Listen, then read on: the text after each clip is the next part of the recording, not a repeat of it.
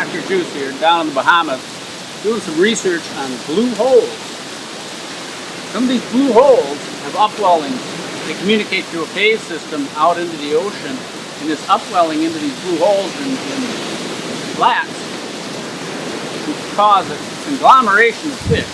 They come in that area, stay in that area, because they've got some current coming up and down depending on the tide. And they could be way inland, they could be even in some ponds. But you're going across the flats, they're called a blue hole because the flats are sandy looking. This blue hole goes down to the cave and it's deep blue.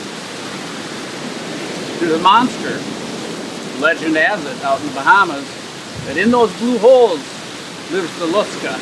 It's got the head of a shark, it's got the tentacles of an octopus. And an unwary fisherman in a boat has been seen being pulled down by the tentacles into that blue hole, never to be seen again. Just pieces of his broken boat come up. Well, there is a scientific explanation. Since they have an upwelling and a downwelling with tides and the surge, it could be a major surge pulling out that turns the blue hole into a maelstrom, and that's been seen, a whirlpool. If you have a small canoe, that whirlpool could suck you right down in there, and you get stuck on a stalactite and just pieces of your boat come back. And that's a possibility. Jacob's been diving in these blue holes. He's got some video of that. Lots of fish live in there. There's one interesting one called the blind cave fish, called the Lusca Monster. It's blind because it's completely black down in there, and it's a white flesh, but it's fairly small, so it wouldn't be a good meal for a Lusca. A better meal would be an errant fisherman.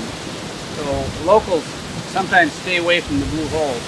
Even that can be a good place to fish. We caught some snappers, some yellow-tailed snappers, some grunts in a blue hole yesterday, and you can just anchor on the side and then pass into the deeper water. They hang in there. And but it's dangerous for divers. They can go way down. They need steel cable, a lot of lights, a number of divers at one time. When I was here about 5 years ago, there was a diver who drowned in the blue hole out on Stocking Island.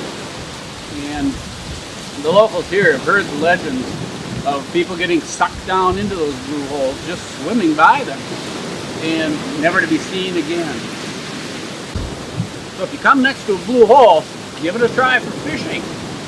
Could be a lot of them around. Don't blame me if the Lusca tentacle comes up though. I didn't really suggest it. Just be wary.